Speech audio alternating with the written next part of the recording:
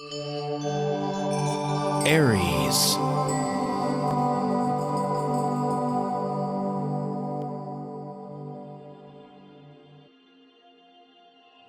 Hello Aries and Happy New Year. This is your forecast for January 2014. We're starting the year off with a big bang. All right, we got a lot of energy here, potent energy, and for those of you listening to this after January, you will know how the year of 2013 ended, and that energy came into the very top, the crest of the year. And so for you, what does that mean? Well, it's setting the tone for the entire year. We're also going to be doing your 2014 forecast for the full year. And you'll see how this is going to be filtering through and giving you the energy of the overall. But let's just look at January here and how this is going to start off for you, Aries. We have the Sun, the new moon, we got Pluto, we got Mercury, and we got Venus retrograde, all in a stellium, and they are placed in your career house. So this is what's going to really mark your area for January, but also throughout the year. And what is all of this here? What does all this mean, this stellium? The sun is you. That's the essence of who you are. The new moon is all new beginnings. That's where we plant our seeds, our intentions as we speak of. And so this area here right now is going to light up, and it's going to conjunct with Pluto, which is the pivotal point of transformation. And then we have Mercury right here doing the dance with Pluto. And then we have Venus retrograde, which is a time to reevaluate whatever it is you hold as important to you, your values, your concepts of values, whether love and romance or also your financial values. So drawing these together in the area of career, what does that mean for you? If you have been feeling a pending change, which I know a lot of you have, and a lot of you have already gone through a shift, well, for those of you who haven't yet done it, but you're feeling that something is starting to rise, well, this will be the area here that is going to have the maximum change for you. I'm seeing how you're going to find it very important to be able to express more of your own values, what's important to you, and how you do it. It's like, are we just working for a paycheck, or are we working with something that makes or creates a dynamic impact on your own future, on that horizon, those goals that you have? Is it making a change for others around you? All of these planets here are in the sign of Capricorn. Capricorn is an earth sign, so it really wants to put roots down really deep. It wants to secure things, so more than ever, I think that whatever this crest that has been rising in your life right now is going to be felt very, very strongly here at the end of the year, 2013, but as you come into New Year's, New Year's Eve, we always, give vows to ourselves, what we want to change, the hopes and dreams, the goals for the coming year. This year, more than any other year, I can nearly hear you right now putting out whatever vows to the universe, saying, this is what I'm going to change in 2014. Now, there's a lot of intensity here because the Sun and Pluto here, the Sun is really wanting to now see a difference, and you're wanting it from the get-go here, January. This is the time of the entire year for you to make a change. Okay, not saying it can't happen throughout the rest of the year, because there is transits and so forth, but not until January of 2015 will you have the same impact to do what you can do here now this January. I see communication being really strong with you, that you're able to verbalize this need, this drive, and communicating it to whoever you need to communicate it to, whether, it's those upstairs there on the career ladder. Also, it is, if you're feeling that you have been a little bit unappreciated, Venus retrograde can do that. And since it's in the area here of your career, you might be feeling that the efforts that you've been putting in, the hours you've been putting in, and of course, being in the sign of Capricorn, ruled by Saturn, you're feeling that something isn't or hasn't really been flowering the way you had anticipated, hoped, or expected. And so there's a little harmony here. You know, Venus rules harmony. So if that is the case here for you, Aries, it is time to bring it out. It is time to express it. Some of you will create your own changes, because the pivotal point of change here for you, it's coming from the essence of self. This is Uranus in your first house, wanting to express, wanting to brand yourself. And if they don't get it, well, then you're going to be looking over here. And then that is a radical change made by yourself. Whereas for others, if you're not feeling the pending change, or you're feeling it but you're fearing it, change doesn't have to be a bad thing. Change gets us out of the rut, right? But if you're still somewhat fearful, what it's going to do if you change, and this fear can come from Saturn in the 8th house, which has to do with your security, your financial security, it's insurances and royalties, commissions, and banks and mortgages. You know, it's like the debts you owe. So it's like scary to make a change, because what about the debt? Will you be able to serve it? So that might be holding you back a little bit. But if you're feeling, which I know you are, that this change is coming and you're not doing anything about it, well, you know what? Change may just come to you when you're expecting it the least. This is how Uranus works. Now, that will be even more scary, because if you take power and take control, remember, you're always behind the steering wheel, you know, in the vehicle of life. If you create those changes, you have time to plan, you have time to strategize, streamline it, and then you can make some good positive changes. If you're in denial, if you are fearful, that Uranus can come like that overnight. Boom, you're out. You might lose a job, you know, and then what is that going to do to your fears? Then those fears will become very, very real, and talk about self-fulfilling prophecy too.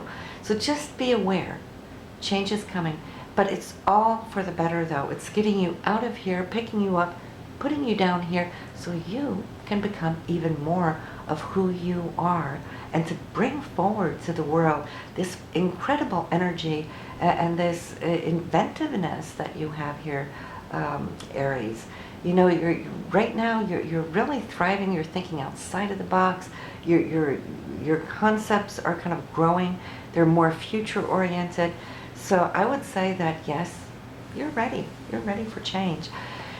Now, also, you're starting off the year here with Mars in the 7th house for committed relationships, partnerships. So a lot of feistiness here, action, direction, you taking charge, or maybe it could be your partner taking charge on you too.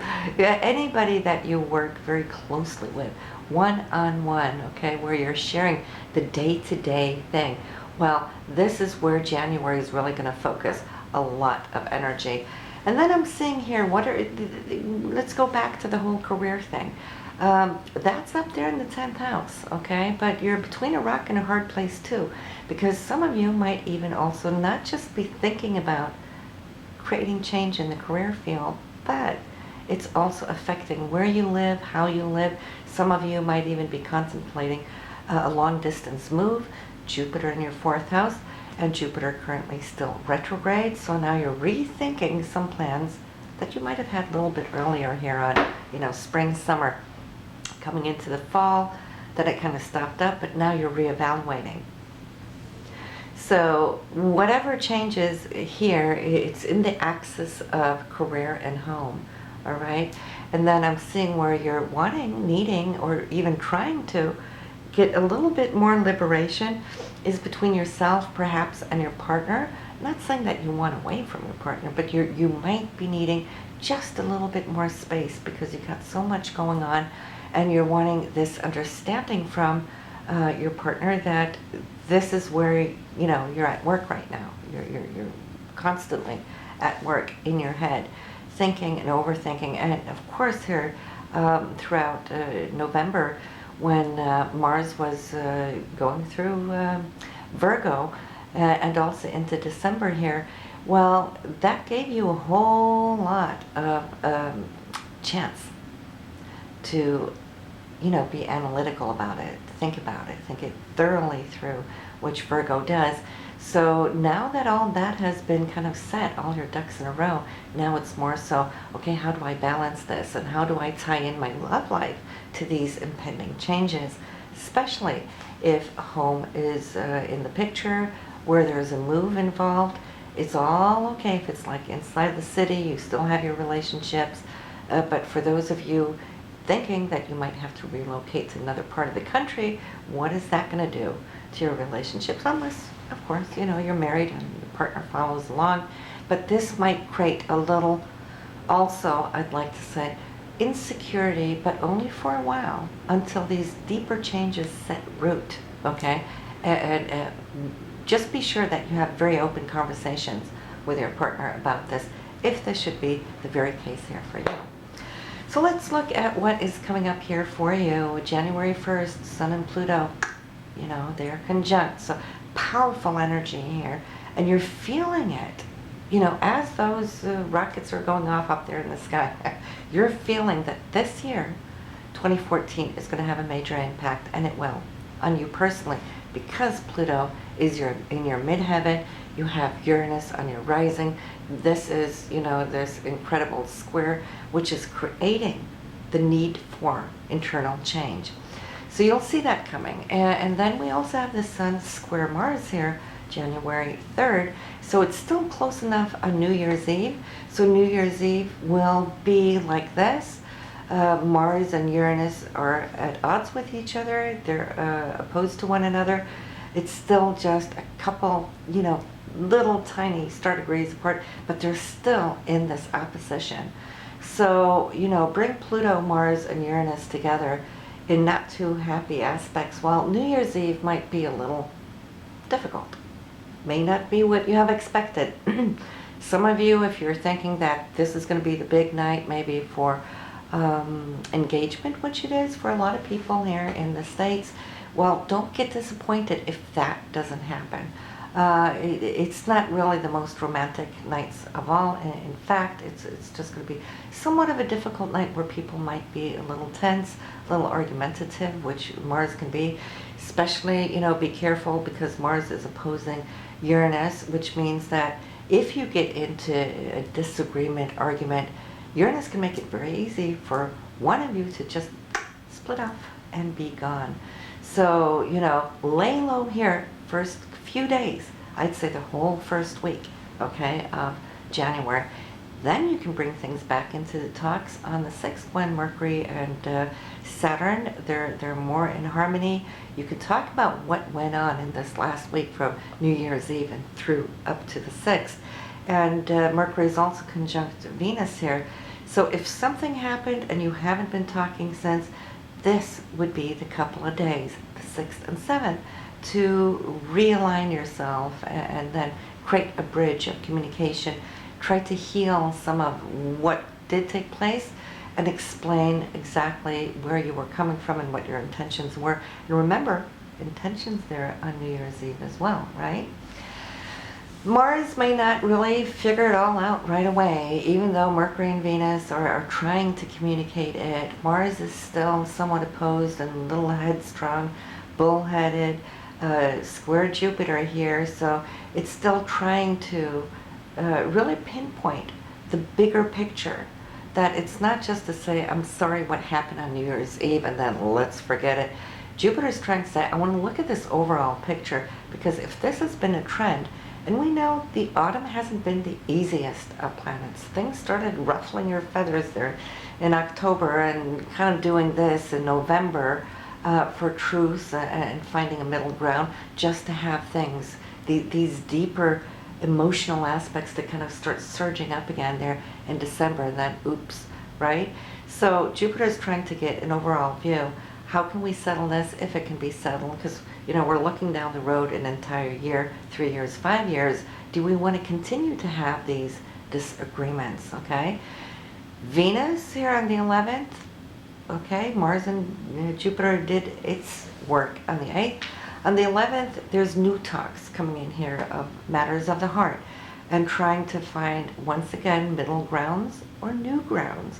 And I think this is what it's all about. Is to let go, let God. Let go of those patterns that no longer behoove you. And for those of you in a relationship, those of you who are married, you're okay because you're already in there. You're karmically bounded. But this will go for you too. The married couples, everybody's going to be feeling this on some level. But for those of you in new relationships or kind of like been there for a while, and you've been feeling things have been tested very much so, you want to ask yourself, is this a good enough relationship for you? You know, because good relationships won't break up in spite of whatever tests there are. Only the weakest links of relationships will fall apart under these kinds of tests. And then it is only for one reason: it wasn't meant to be. There's other things coming for you or him or her. Other things are coming down the road. So don't be too sad. But yes, we should always try to work with what it is that can be mended. Now, the 11th will be really good again for this because the Sun and Venus are conjunct. The Sun and Saturn, they're friendly, they're working. Saturn wants to give, new roots, good ground, a foundation, so that you can put it in there. So 6th, 7th, and then of course the 11th. There is like a little day in there on the 8th where I'm not quite sure yet. So give yourself some time. Mercury in Capricorn will be with you until the 11th, and that gives you, that seriousness that is needed. On the 11th, it's moving into Aquarius. It's moving into the house of hopes, dreams, wishes come true. It's also moving into the area where you're going to be more social, friends are coming in. So you're not going to have the same kind of focus as you will have up till the 11th. Then we have the 16th, 17th, Venus and Mars square, and then Mercury and Uranus also sextile. So it's like whatever you moved through earlier in the month might be a little tested. You might be trying your grounds a little bit. And then on the 20th, the Sun is moving out of this area of your career, also going in there to the 11th house of more social activities, groups and organizations, and maybe being more helpful there. And also spending a little bit more time catching up with friends. And so the shift will be somewhat different from the 20th onwards. Now, towards the end of the month, it looks like you are pretty satisfied. There's been a few ruffled feathers throughout the month, but then you're feeling somewhat satisfied just because now I'm seeing communication is flowing. Whatever left that needed to go, so be it. Just open your heart, back to the universe and just trust that whatever else coming in will be coming in for you for your higher good. For those of you who made it through, well, then that's good. Now there's a deeper sense of appreciation. So that's also a good thing. But January 31st, we have Jupiter and Pluto in opposition. This brings us right back to where we were in August. So go back to that first week of August. For you, this is going to be between career and home. Maybe that's when you were starting to think about maybe making a move or changing cities or whatnot. Well, this is going to put it right back on the map, and then decision time making, or at least time to reevaluate that, because Jupiter is still now retrograde, allowing you to kind of look over these options, but it's going to be smack on the map for you, just as Mercury moves into Pisces, into your 12th house here on the very same day. So hey, listen, Aries, this is what we have for you here this month, January 2014. Listen to your moon and rising sign, and I will see you next month. Bye now.